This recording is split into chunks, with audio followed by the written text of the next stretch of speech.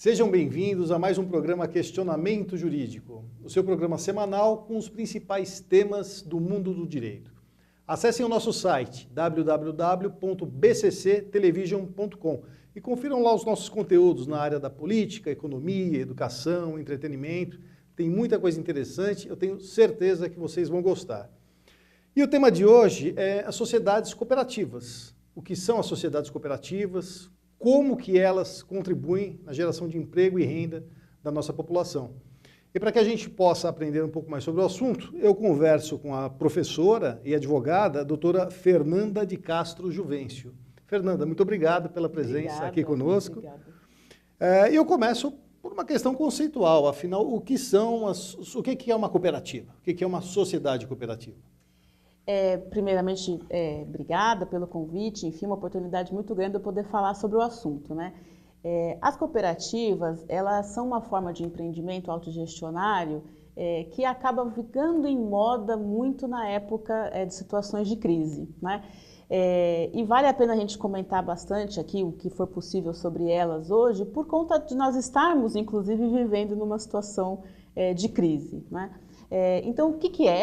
É uma sociedade, né? É um tipo, eu brinco isso muito com os meus alunos quando eu ministro direito empresarial, que não deixa de ser um tipo societário, todo específico, e que teve um reconhecimento, inclusive, no Código Civil atual, né? Que tem suas características pré-definidas ali no Código Civil. Qual que é a diferença das sociedades cooperativas e uma sociedade anônima, por exemplo? A grande diferença é essa característica da dupla qualidade do associado, do dono, né? Então, ao mesmo tempo que o sócio, o cooperado, é dono do seu empreendimento, então é ele que precisa, né, para esse empreendimento crescer, ele que precisa trabalhar pelo negócio e, ao mesmo tempo, ele é usuário desse empreendimento. Então, usuário em que sentido? É ele que precisa do serviço da cooperativa para que ele tenha uma melhor gestão do seu trabalho, do seu negócio. Então, a gente fala assim, é uma sociedade de pessoas e não é uma sociedade de capital, né? O que importa não é o quanto que ele coloca de capital na sociedade, sim a participação dele através do seu trabalho, que pode ser das mais diversas formas, né? Claro que a gente conhece mais hoje cooperativas de trabalho, né? Mas nos grandes centros, sobretudo. Mas existem as cooperativas agrícolas, as cooperativas de crédito, né? Então, o que a cooperativa de crédito faz? É mais fácil até explicar pela área do crédito. Porque no meio social, o termo cooperativa está muito difundido, mas muitas vezes as pessoas não conseguem identificar, não sabem da existência dessa diferença. Não há uma sociedade entre capital e trabalho. Há não uma conseguem junção. Perceber a diferença. Por isso que é fácil eu explicar na área do crédito, por exemplo, na área do consumo, para a gente entender o que significa a cooperativa de trabalho, né? Que pode até ser o foco ou não, o interesse do telespectador. A cooperativa de crédito, na verdade, nada mais é do que um banco. A grande diferença é que o banco tem acionistas, né? E a cooperativa de crédito, o acionista é o seu cooperado, é aquele que coloca o dinheiro lá e é aquele que pega o dinheiro emprestado, né? Então, a grande diferença que eu não remunero o capital, né? Eu remunero a utilização que eu tenho do serviço. Assim como uma cooperativa de consumo, por exemplo, que você constitui um armazém cooperativo, né? A origem do cooperativismo se deu em Manchester, inclusive, com aqueles tecelões em Rochdale que queriam formar o seu armazém cooperativo. Então, substitui o quê? Um grande supermercado. Né? O Carrefour é um concorrente de uma cooperativa de consumo, o Walmart é um concorrente de uma cooperativa de consumo. Então, quem são os donos? São aqueles que detêm o negócio, no caso, o mercado, né? No caso do consumo. Então, assim, qualquer atividade humana, né, é possível, qualquer atividade empresarial, vamos mudar, não humana, mas qualquer atividade empresarial, um objeto societário, uma atividade específica, é possível você desenvolver através desta forma societária chamada cooperativa, que é muito específica, né? Mas que ela garante o quê? Ela garante uma participação da pessoa, né, de uma forma completamente diferente de uma sociedade de capital, por exemplo, né? Onde o objetivo é só o lucro, e não é errado que seja o lucro, mas isso atende à característica de uma sociedade anônima, uma sociedade limitada. A cooperativa ela tem o a mais, né? Ela atende uma necessidade econômica, porém ela não ofere lucro, né? A rentabilidade gerada é para o cooperado e que vai ser decidido coletivamente. Na verdade, o grande desafio da cooperativa é esse trabalho da gestão democrática. A participação dos cooperados se dá através das assembleias. E essas assembleias, o que vale não é o seu poder de capital, é o seu poder de pessoa. Então é um homem e um voto, é o princípio um homem e um voto, não é em função do que eu tenho de capital. Né? E sobre o ponto de vista da legislação, o que a legislação garante às sociedades cooperativas? A legislação, existem leis específicas, né? Existe uma lei específica que regulamenta as sociedades cooperativas como um todo. Existe uma lei agora recente, em 2012, que regulamenta as cooperativas de trabalho, né? Quando a atividade é trabalho, a prestação de serviço ou até mesmo produção. É possível também uma cooperativa de produção onde envolve o trabalho, né? Então, as cooperativas têm que respeitar esse sistema, essa legislação própria, que é uma lei específica, as regras, inclusive, do próprio Código Civil, que são regras societárias, e que frisam muito isso, né? A questão de uma gestão democrática e de que é uma sociedade de pessoas e não uma sociedade de capital, onde prevalece o princípio do um homem e um voto, que a gestão é assemblear. Claro, você escolhe uma diretoria, você tem um conselho fiscal obrigatório para fiscalizar as contas, mas é na Assembleia Geral, ordinária ou até as extraordinárias, onde são decididos a participação, a remuneração dos seus dirigentes, onde é decidido, inclusive, a participação societária. Então, o grupo de cooperados, por exemplo, pode escolher... Vamos supor que nós façamos uma cooperativa de trabalho, embora advogados não possam constituir cooperativa de trabalho, porque é uma restrição que a OAB própria coloca, né? A prestação de serviço exclusiva, nós temos que registrar, né, a atividade específica da OAB. Mas uma cooperativa de trabalho, por exemplo, vamos pensar num sistema de zeladoria, de portaria em edifícios. É possível uma cooperativa nesse sentido? Sim. Né? É possível, essa cooperativa vai fazer o quê? Ela vai administrar contratos. Na verdade, a colocação de mão de obra é a mais do que a colocação de mão de obra. Né? Ela administraria esses contratos, ela prestaria esses serviços em diversos condomínios através dos cooperados e eles não são empregados da cooperativa e não são empregados do condomínio, eles são sócios cooperados daquele empreendimento cooperativo. Isso é uma burla à legislação? Não, não é uma burla à legislação, porque enquanto cooperativa ela é legítima, ela pode ser constituída, nada impede, não se impede o trabalho, né? A questão é, eles próprios podem criar, né, o seu sistema de prestação de serviço e criar os seus fundos, por exemplo, que garantiria um seguro contra um acidente de trabalho, garantiria um 13º, garantiria as suas férias, garantiria um fundo de garantia. Então, não são direitos trabalhistas, são direitos criados pela Assembleia na gestão da cooperativa. Né? E assim, aquela rentabilidade advinda daqueles contratos firmados serão distribuídos como forma de remuneração, claro, para o cooperado, mas tem que ser descontado esses fundos aí. Existem fundos obrigatórios que a lei determina, que é um fundo de assistência técnica, social e um fundo de reserva, né, para a garantia do empreendimento.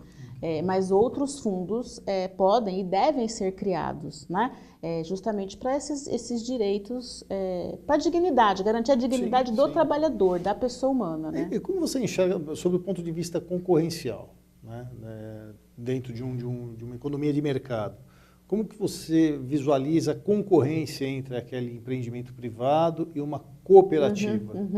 Vamos lá. Historicamente, o objetivo da cooperativa é justamente eliminar o papel do intermediador. Não que o papel do intermediador na nossa economia, na nossa sociedade capitalista não tenha que haver, tem que haver. Nós, afinal de contas, estamos no capitalismo, a economia gera isso e o papel, né, do intermediador é justamente oferir lucro. Isso não é ilícito, né? Mas historicamente a cooperativa ela foi constituída justamente para isso, para eliminar esse papel do intermediador. Aqueles tecelões lá que eu falei de Rochdale, eles na verdade perceberam que tinham pessoas que iam buscar a farinha lá diretamente no moinho, iam buscar fazer a manteiga de repente, né, e levavam para a cidade para oferecer, vender para as pessoas que necessitavam produtos de alimentos, né, de primeira necessidade, básicos. Perceberam que se eles fizessem esse papel, se eles se organizassem numa sociedade deles, eles iriam buscar diretamente no produtor e conseguiriam oferecer isso para eles mesmos, né, a um preço de custo. Então, assim, isso acontece ainda hoje com qualquer cooperativa, né? A grande diferença, por exemplo, de uma cooperativa de leite, vamos supor que pasteuriza e industrializa o leite, é justamente que o dono de uma empresa, de uma sociedade anônima que produz leite, ele é um acionista, ele não tem uma vinculação nenhuma com a vaca que produz o leite. E aquele que é o dono da cooperativa é justamente aquele que tem a vaquinha e que tira o leite da vaca e entrega. Né? Então, assim, em termos de mercado, o que eu acho muito interessante das cooperativas é que elas se inserem na nossa sociedade, na nossa economia capitalista, mas elas têm uma forma de geração de riqueza e de renda que é muito mais equilibrada, que é muito mais equitativa, né? Porque você elimina o papel do intermediador. Né? Então, assim, claro, existem utópicos, né? Existiram utópicos e existem até hoje que vivem a situação de cooperativismo ao extremo, né? Que tudo deveria ser em forma cooperativa. A gente sabe que nossa sociedade é capitalista, né? Então, há um tempero, um equilíbrio. Não há como você eliminar completamente esse intermediador, né? As grandes sociedades anônimas, os grandes grupos econômicos. O fato é que é possível, dentro de uma sociedade global, o que é muito interessante é que a cooperativa funciona como um regulador de mercado. Né? Isso funciona no mundo inteiro, né? Com o crédito na Alemanha, com o consumo no Canadá, isso funciona. Né? E no Brasil, assim, ainda é muito incipiente, ainda é muito... existe muito essa questão só do trabalho, mas que também é lícito. Mas para responder mais objetivamente a sua pergunta em relação a qual que é a situação da cooperativa, a cooperativa tem alguma vantagem? Né? Em termos tributários, não. Em termos trabalhistas, não, até porque ela pode ser uma empregadora da mesma forma que uma outra. Só que a grande vantagem é uma autonomia que ela pode gerar na pessoa, e que, na verdade, a gente é tão pequeno diante dessa economia capitalista, desse mundo global, dessa massificação, que isso é muito interessante, né? Você conseguir de gestão, de conhecimento e de uma responsabilidade, né? Isso está muito envolvido na questão da educação, né? Do conhecimento. É muito difícil você se gerir cooperativamente, não é simples. Né? Sim, esse é um grande desafio, né? É o grande desafio. Um grande aprendizado. Exatamente, né, exatamente. Nós vamos a um rápido intervalo e voltaremos com o segundo bloco do programa Questionamento Jurídico. Não saiam daí.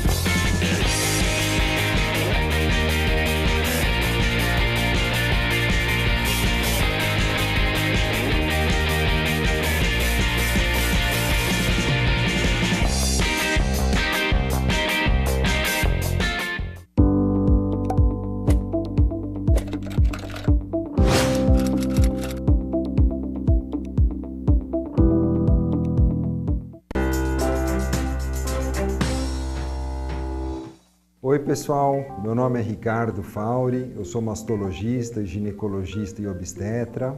Estou aqui para conversar com você que acabou enfrentando aí um diagnóstico de câncer de mama Certamente essa não é uma alteração fácil e não é um diagnóstico agradável, mas é muito importante que você tenha esperança, que você acredite no tratamento. Hoje em dia temos cirurgias menos mutiladoras, tratamentos prévios à cirurgia que podem minimizar as sequelas cirúrgicas na mama e mesmo os tratamentos com químio, radioterapia, hoje tem uma resolução muito melhor, trazendo altos índices de cura, principalmente quando a doença é detectada precocemente.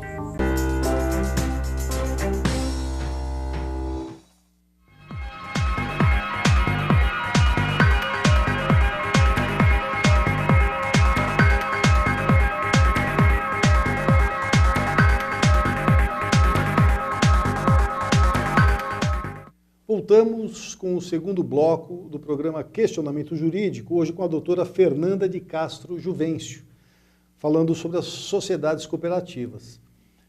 Fernanda, e o que muda com a nova lei do trabalho temporário? Agora em épocas de reforma, enfim. Isso é muito interessante a gente comentar, até porque eu acredito muito que essa questão das cooperativas vai voltar mais ainda, né? Isso já foi um boom na década de 90, com aquele 442 da CLT, o parágrafo único, agora eu acho que com essa questão do trabalho temporário também. O que aconteceu recentemente é que a gente tem, então, na lei de trabalho temporário, uma inserção da possibilidade de terceirização também da atividade fim, né? Então, isso realmente é uma mudança significativa, porque até então a gente não tinha uma legislação que regulamentasse o que é possível de ser terceirizado, né? E a gente tinha, então, sempre uma diretriz da súmula 331 do Tribunal Superior do Trabalho e que só poderia ser terceirizado as atividades meio e não as atividades fim. E assim, agora, na minha opinião, a gente ainda é recente para fazer essa avaliação, mas dá para a gente inferir um pouco, houve assim, simplesmente nessa lei de trabalho temporário, está inserida a possibilidade de terceirizar a atividade fim. Está explícito na lei. É possível a terceirização das atividades fim, finalística, né? Aí vem aquela discussão, o que é atividade fim, o que não é atividade fim, a gente ainda tem o parâmetro que é a súmula, então assim, o judiciário ainda não sabe, não dá para a gente saber como é que o judiciário está recepcionando isso, né? O que eu acredito, e a gente pode afirmar, é que se eu posso terceirizar a atividade fim, vão ter muitas atividades, porque a lei expressamente, já em vigor, expressamente assim determina, muitas atividades que são possíveis de serem feitas através de trabalhos temporários ou através até mesmo do quê? Cooperativas. As cooperativas estão aí. Existe lei que regulamenta as cooperativas, não só as cooperativas de produção, as cooperativas de consumo, as de crédito, mas as cooperativas de trabalho e de produção, lei específica, inclusive, que autoriza. Posso afirmar que essa reforma, ela, de certa forma, ela prestigia as sociedades cooperativas. Eu acredito que acaba prestigiando. A gente tem que olhar, né? Claro, eu conheço sociedades cooperativas, estudo elas há anos e defendo, né, essa forma de gestão, né, essa forma de empreendimento. E percebo aí uma grande oportunidade para as pessoas que têm esse perfil cooperativo, as pessoas que têm esse interesse em ter um empreendimento autogestionário, de se organizarem em sociedades cooperativas, porque a lei está permitindo que qualquer atividade finalística possa ser contratado. Qual é a diferença de uma empresa de terceirização de mão de obra para uma sociedade cooperativa? Em tese, em termos legais, nenhuma, né? Eu ia até te provocar nesse sentido, em termos de diferenças entre uma agência de emprego, uma empresa de terceirização de mão de obra e uma sociedade cooperativa. Quais são as principais? Então, uma agência de emprego, uma empresa de terceirização de mão de obra, ela reproduz essa forma de geração de trabalho, sempre em função do capital, aquela visão bem marxista, né? Aquela visão de explorado e explorador, né? Não que não seja, é uma questão de necessidade, trabalho é uma questão de necessidade hoje, né, sem dúvida, não hoje, sempre foi, né, uma questão de sobrevivência, mas assim, ela reproduz, né, as mesmas questões que a CLT desde 1940 aí vem trabalhando, né? Então, assim, aquele trabalhador hipossuficiente, aquele trabalhador que tem que ser protegido acima de tudo. A cooperativa, a grande vantagem da cooperativa não é que ela é mais barata, isso não existe, porque uma cooperativa que é mais barata, aí sim é uma fraude, né? Mas a cooperativa, ela tem uma forma de prestação de serviço autogestionária. Então, ela faz com que o cooperado, que seja o sócio, o dono, o usuário e o prestador de serviço, ele tenha consciência do seu papel e ele saiba que ele precisa colocar uma parte na cooperativa para ter o seu 13º, colocar uma parte na cooperativa para garantir o seu seguro. Então, assim, isso a legislação determina, né? Essas garantias trabalhistas que a CLT determina para as empresas de terceirização, para as empresas de trabalho temporário, também a legislação de cooperativas determina que se tenha para o cooperado, né? Então, assim, qual que é a vantagem? A vantagem é a autonomia, a vantagem é a tomada de consciência da sua situação inserido nesse sistema, né, capitalista de produção. E dignidade, né? Uma forma de prestação que tem muito a ver com educação, que tem muito a ver com capacitação. Então, assim, uma coisa que a cooperativa privilegia, por lei, é obrigatório um fundo de assistência técnica, educacional e social, né? Então, assim, é obrigatório que ela tenha da sua prestação de serviço, que ela tenha esse incentivo, né? Existem princípios cooperativistas que isso tem no mundo todo, tem uma aliança cooperativa internacional que representa as cooperativas no mundo todo e que determina que educação é a base, né? Então, assim, que empreendimento hoje, né, que existe, que tem essa preocupação, né, com a autonomia, com a educação, com a capacitação? Com o conhecimento. Com o conhecimento, exatamente. Agora, como que você observa a crítica que se faz, ou que parcela da população faz, às sociedades cooperativas, em razão de que ela serviu para burla à lei, talvez em razão de fatos isolados ou de algumas decisões aí reiteradas na justiça, no sentido de que... Sim, até nós já conversamos sobre isso, até o Ministério Público do Trabalho tem uma linha específica de combate a essas fraudes de cooperativas. O Ministério do Trabalho, é lícito, é justo que se combata realmente o que for fraude, né? O que for ilegal, o que deturpa a gestão cooperativa, né?